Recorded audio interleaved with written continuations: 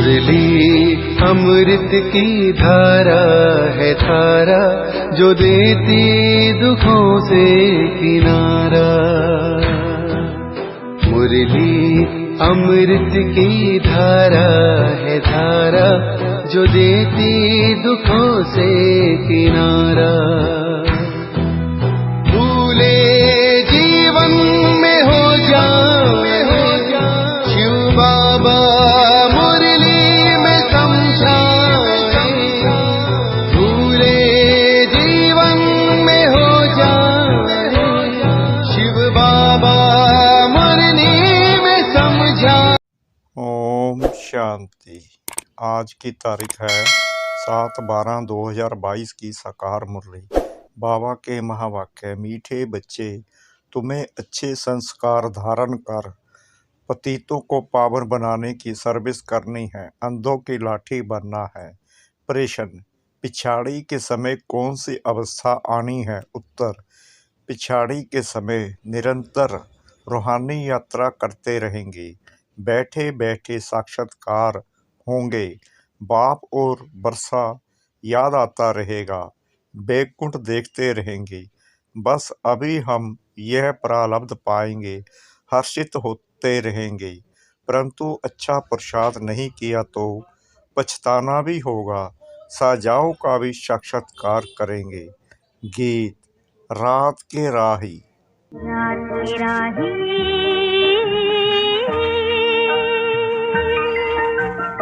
रात के राही, थक मत जाना, सुबह की मंजिल दूर नहीं, दूर नहीं, थक मत जाना, ओ राही थक मत जाना।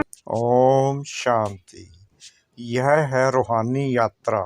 सबसे जास्ती महत्व इस रूहानी यात्रा का है। यह है ईश्वरीय भाषा अथवा भाषण।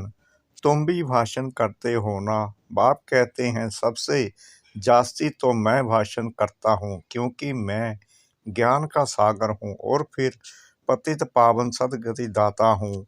ज्ञान से सदगति होती है। बाप कहते हैं वास्तव में मेरा नाम भी एक ही है, ज्ञान का सागर और सदगति दाता। तो एक को ही कहेंगे, बहुतों को तो नहीं कह सकते। दूसरे मनुष्य यह भी समझते हैं कि यह ड्रामा है, चक्कर भी दिखाते हैं, परंतु चक्कर की आयु भिन्न भिन्न दिखाते हैं। चक्कर का भी ज्ञान चाहिए। लाखों वर्ष कह देने से कोई बात का विचार भी नहीं कर सकते। बाप को कहते हैं सर्व का सदगति दाता, लिबरेटर। इतनी आत्माएं जो ऊपर से आई हैं, पहले यहाँ नहीं थी, फिर जरूर नहीं होगी, तो इतने सबको कौन आकर वापस ले जाएंगे? गाइड तो है ही एक परम पिता परमात्मा। गाइड जो आगे रास्ता दिखाता चले। गाते भी हैं पतित पावन गाइड है, सर्व का सदगति दाता है। गुरु होता ही है गति करने वाला। गुरु को आगे, फॉलोअर्स को पीछे रखा जाता है। यहाँ ऐसी बात नहीं है। यहाँ तो बाप कहते हैं बच्चे तुम आगे चलो, क्योंकि गौशाला भी है ना। गौओं के पीछे पीछे ग्वाला रहता है, नहीं तो गौएं इधर उधर चली जाए। बाप भी पिछाड़ी में रहते हैं। आजकल भगत लोग समझते हैं आगे महात्मा जी हो, उनसे आगे जाना बेइज्जती समझते हैं। बाबा कहेंगे बच्चे तुम आगे हो, बाप को तो पिछाड़ी में सारी नज़र करनी पड़ती है कि कोई खा ना जाए। मिसाल है ना, शेर रे शेर, परंतु शेर था नहीं। तुम्हारे लिए भी कहते हैं कि यह बीके तो कहती हैं विनाश होगा, होता नहीं है, परंतु होना तो जरूर है। आगे चल मनुष्य समझ जाएंगे बरोबर विनाश का समय है। तुम बच्चे जानते हो विनाश किस लिए है, दुनिया को कुछ मालूम नहीं। अच्छा, महाभारत लड़ाई के बाद क्या हुआ किसको पता नहीं। तुम बच्चे भी नंबर वार पुरुषार्थ अनुसार जानते हो। हमको बाबा की मदद है। तुम जानते हो बाबा आया है पतितों को पावन बनाने, तो बच्चों को भी यही सर्विस कर ऊंच पद पाना है। पतितों को पावन बनाना है, अंधों की लाठी बनना है, रास्ता बताया जाता है अल्फ और बे का, बस फिर पढ़ाई बहुत सहज है। झाड़ सामने खड़ा है, त्रिमूर्ति तो नंबर 1 है शिव के साथ। त्रिमूर्ति मशहूर है, शिव परमात्मा तो उनसे भी ऊंच है, वह तो फिर भी सूक्ष्म है, उनसे ऊंच है परमात्मा, परंतु उनका नाम, रूप, देश, काल कुछ भी नहीं जानते। तुम बच्चे भी पहले नहीं जानते थे। दिन प्रतिदिन सब कुछ समझाया जा रहा है। अभी तुम समझ चुके हो, हम आत्मा हैं। साकार आत्मा में भरते हैं अच्छे व बुरे संस्कार। आत्मा में है इस समय अच्छे संस्कार बहुत कम है, बाकी हैं बुरे गिरने के संस्कार। इस समय कोई के भी अच्छे संस्कार नहीं कहेंगे, जबकि है ही रावण राज्य। मायावी दुनिया में भी कोई अच्छे कोई बुरे तो होते ही हैं। कोई पाप करते होंगे तो कहेंगे इनके संस्कार अच्छे नहीं हैं। बुरे संस्कार वाले अच्छे संस्कार वाले देवताओं के आगे जाकर उनकी महिमा गाते हैं। भारत बिल्कुल अच्छे संस्कार वाला था, अब बुरे संस्कार वाला है। मनुष्य को यह भी पता नहीं है। बाप समझाते हैं जो ऊपर से नई आत्माएं आती हैं, पहले अच्छे संस्कार वाली होती हैं, फिर बुरी हो जाती हैं, फिर उन्हों को ही तमो प्रधान से सतो प्रधान जरूर होना है। भारत के ही चित्र सामने हैं। बुरे संस्कार वाले बैठ देवताओं का वर्णन करते हैं, क्योंकि वह है देवी गुण वाले, यह है आसुरी गुण वाले। समझते भी हैं विकार में जाना आसुरी स्वभाव है, इसलिए सन्यासी भाग जाते हैं। फिर कहते हैं मैं फलाने सन्यासी का फॉलोअर्स हूँ, परंतु सब तो फॉलो करते नहीं।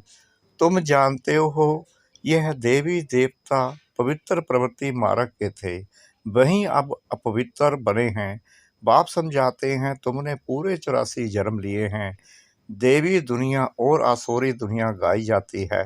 अभी तुम समझते हो रावण के कारण ही इतना दुख हुआ है। बाप सम्मुख समझाते हैं तुम ही पूज्य थे, सो अब पुजारी बने हो, फिर मैं आकर पूज्य बनाता हूँ। बाप तो सदा पूज्य है, ब्रह्मा को एवर पूज्य नहीं कहेंगे। एवर पूज्य एक बाप ही है जो कहते हैं मैं आकर तुमको 21 जन्मों के लिए पूज्य बनाता हूँ। बहुत ढेर के ढेर देवियां हैं, तुम बहुतों ने मिलकर भारत को पावन बनाया है। अब तुम्हारी बुद्धि में फर्स्ट क्लास नॉलेज है कि सृष्टि चक्कर कैसे फिरता है। बाप ही सारा राज समझाकर अपने साथ रूहानी यात्रा पर ले जाते हैं। वह है स्पिरिचुअल फादर, आत्माओं का बाप, उनकी ही महिमा गाते हैं। हे पतित पावन आओ। बहुत मनुष्य समझते हैं कि आत्मा पतित होती है, कहीं फिर नहीं भी समझते हैं। बुरे व अच्छे संस्कार आत्मा में ही हैं। आत्मा ही दुख उठाती है, तो बाप समझाते हैं बच्चे सर्विस करो, पाप आत्मा को पावन पुण्य आत्मा बनाओ। भारत का गायन है कि भारत जैसा पुण्य आत्मा कोई नहीं। शिव पर बलि भी भारत में चढ़ते हैं, परंतु अर्थ नहीं समझते। समझते थे हम शिवपुरी मुक्ति धाम में चले जाएंगे, ऐसे नहीं कि सेकंड में उन्हों को मुक्ति मिलती है। हाँ, जो पाप किए हुए हैं उनसे मुक्ति मिलती है, बाकी वापिस स्वीट होम में तो कोई जा नहीं सकते। स्वीट होम है माता पिता का घर। मनुष्य तो कुछ भी जानते नहीं, अंधश्रद्धा से सिर्फ ईश्वर कह देते हैं। जब ईश्वर एक है फिर माता पिता क्यों कहते हो? वह है रचता तो जरूर माता भी होगी, नहीं तो रचना कैसे हो? तुम माता पिता हम बालक तेरे, तो बालक जिस्मानी ठहरे ना। शिव बाबा ब्रह्मा मुख द्वारा तुमको अपना बनाते हैं, इनमें प्रवेश कर एडॉप्ट करते हैं। अभी तुम बाप दोबारा सम्मुख सुन रहे हो, फिर 5000 वर्ष के बाद सुनेंगे। अभी जो तुम लिख रहे हो वह सब खत्म हो जाएगा, फिर यह बातें बताए कौन? समझो कोई नीचे से पुराने कागज आदि निकलते हैं, जिससे शास्त्र बैठ बनाते हैं, फिर भी भक्ति मार्ग वाले वही शास्त्र निकलेंगे, कोई नए नहीं बनाए हैं। ड्रामा प्लान अनुसार नीचे से वही निकले होंगे। गीता, भागवत, महाभारत, रामायण आदि फिर भी वहीं बनेंगे। स्वर्ग की सामग्री भी वहीं बननी है जो कल्प आगे थी। हम सभी समझते हैं स्वर्ग में जाकर ऐसे ऐसे महल बनाएंगे। तुम बच्चों को स्थायी खुशी रहनी चाहिए। हम जाकर प्रिंस बनेंगे। अगर निश्चय नहीं है तो स्कूल में जैसा बेसमझ बैठा हो, यहाँ भी अगर नॉलेज समझ कर किसको समझाते नहीं तो बेसमझ हुए ना। राजाएं तो बनते हैं, फिर कोई सूर्यवंशी में बनेंगे, कोई चंद्रवंशी में। पढ़ाई में बहुत बहुत फर्क पड़ जाता है। बाप तो अच्छी रीति समझाते रहते हैं, बच्चों को अच्छी रीति पुरुषार्थ करना पड़े। बाप और क्या करेंगे, समझाएंगे। रूहानी यात्रा पर रहो और कुछ नहीं समझा सकते हो तो चित्रों पर समझाओ।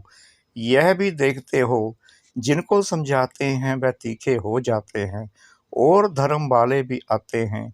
बाबा ने साक्षात्कार तो पहले ही कराए हैं कि यह इब्राहिम, बुद्ध, क्राइस्ट भी आएंगे। यह सब समझने की बातें बिल्कुल ही सहज हैं। सृष्टि चक्कर को समझना बहुत सहज है।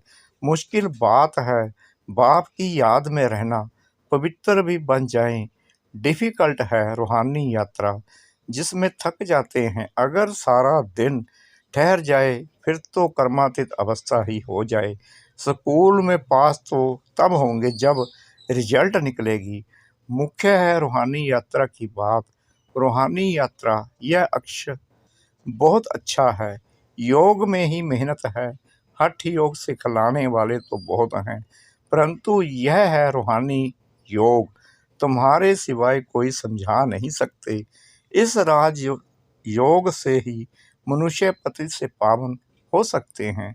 यह योग बाबा और तुम बच्चे ही सिखला सकते हो।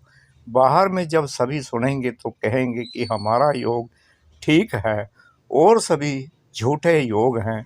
बाहर में भी बच्चों को जाना तो है ना। इस योग को कोई जानते नहीं है। इसका नाम ही है हठ योग। यह है राजयोग। भगवानुवाच, मैं तुमको राजयोग सिखलाता हूँ। वह हठ योग मनुष्य सिखाते हैं। अब भगवान कौन? श्री कृष्ण ने तो योग से इतना पद पाया। भगवान तो ऊंच ते ऊंच निराकार है, तो बीज और झाड़ का ज्ञान बहुत सहज है, बाकी याद में नहीं रह सकते। झाड़ आदि का राज बहुत सहज है, किसको समझाना। बच्चे बहुत अच्छी रीति समझाते भी हैं, बाकी योग में मेहनत है। घड़ी घड़ी एक दो को सावधानी देते रहें तो भी अहोभाग्य। समझते हैं सहज भी है तो मुश्किल भी है, बहुत फेल होते हैं। इसलिए कहते हैं हमको योग में बिठाओ। हमको शांति पसंद आती है। शांति का नाम सुना है ना। कोई कहते हैं निष्ठा में हमको शांति मिलती है, यह भी गपोड़ा है। आधा घंटा योग में बैठकर चले गए, वह कोई शांति नहीं, वह अल्पकाल की हो गई। शांति तब मिल सकती जब गृहस्थ व्यवहार में रहते पवित्र बन रूहानी यात्रा पर रहें। ऑफिस में बैठे, घर में बैठे यात्रा करते रहें। जो अवस्था तुम्हारी पिछाड़ी में आनी है, बैठे बैठे साक्षात्कार करते रहेंगे। बाप और बरसा याद आता रहेगा, बैकुंठ देखते रहेंगे। बस अभी हम यह प्रारब्ध पाएंगे, पिछाड़ी में बहुत साक्षात्कार होंगे। पछताना भी यहाँ होगा जब देखेंगे फलाने फलाने क्या बनते हैं, हम क्या बनते हैं। सजाएं भी बहुत खाएंगे। बाप कहेंगे हम तो तुमको समझाते रहे, तुमने समझा नहीं। सिवाय प्रूफ किसको सजा नहीं मिल सकती। साक्षात्कार कराकर फिर सजा देते हैं तो बच्चों को अच्छी रीति समझाया जाता है। अभी पुरुषार्थ नहीं करेंगे तो कलप कलप ऐसा ही ढीला पुरुषार्थ होगा। अभी तुम समझ सकते हो हमसे फलाने ऊंच पद पाएंगे। सर्विस का बहुत शौक है, कोई आए तो रास्ता बताए, इतना हर्ष रहता है। डूबे हुए को पार कराना है। तैरने वाले जो होते हैं वह झट कूद पड़ते हैं, गाते हैं नैया मेरी पार लगा दो। बाप हमको सच्चा रास्ता बता रहे हैं। हमको फरमान मिला है, कोई भी आए तो उनको अपना लक्ष्य बताना है। बाकी यह शास्त्र आदि सब भक्ति कलट के हैं। पतित पावन एक बाप ही है जो आकर गीता ज्ञान सुनाते हैं। श्री श्री 108 यह रुद्र अर्थात शिव निराकार की माला है। निराकार आकर पढ़ाते हैं। यह कोई शास्त्र का ज्ञान नहीं है। हमको तो बाप ज्ञान सुनाते हैं। महिमा ही बाप की है। ज्ञान का सागर वह है। ऐसा समझाना चाहिए जो वह कोई बात बीच में कर ना सके। हम बेहद के बाप से पढ़ते हैं। सर्व का सद्गति दाता वह बाप है। इस पर जोर देना चाहिए। नहीं समझते तो छोड़ दो। बोलो तुम देवता धर्म के ही नहीं हो। यह रास्ता छोड़ दो। परंतु समझाने की हिम्मत चाहिए। सन्यासी भी कोई कोई आ जाते हैं। आगे चल वृद्धि को पाएंगे। कुंभ मेले पर कितने ढेर आते हैं स्नान करने। दिन प्रतिदिन भक्ति भी तमो प्रधान होती जाती है। इसको फॉल ऑफ पंप कहा जाता है। यह भी एक खेल है जिसमें दिखाते हैं दुनिया विनाश कैसे होती है। अभी उनकी पंप है। तुम बच्चों को सदैव नशा रहना चाहिए कि बाबा हमको पढ़ाते हैं, बाबा हमको सुखधाम का रास्ता बताते हैं। अगर हम औरों को रास्ता ना बताएं तो बच्चे कैसे कहलाएं। उल्टी चलन से इज्जत गवा देते हैं। बहुत बच्चे समझते हैं हम पाप करते हैं, बाप को मालूम थोड़ी पड़ता है। अरे भक्ति मार्ग में भी मुझे सब मालूम पड़ता है, तब तो तुमको फल मिलता है। बाप को तो तरस पड़ता है। बच्चे अभी तक छिपाकर भूले करते रहते हैं, समझते नहीं। अच्छा मीठे मीठे सिकला दे बच्चों प्रति माता पिता बाप दादा का याद प्यार और गुड मॉर्निंग। रूहानी बाप के रूहानी बच्चों को नमस्ते। हम रूहानी बच्चों के रूहानी बाप दादा को श्रद्धा भरी प्रेम भरी नमस्ते। शुक्रिया बाबा, शुक्रिया बाबा, शुक्रिया बाबा इस मिठी मिठी मिठी मुरली के लिए। धारणा के लिए मुख्य सार।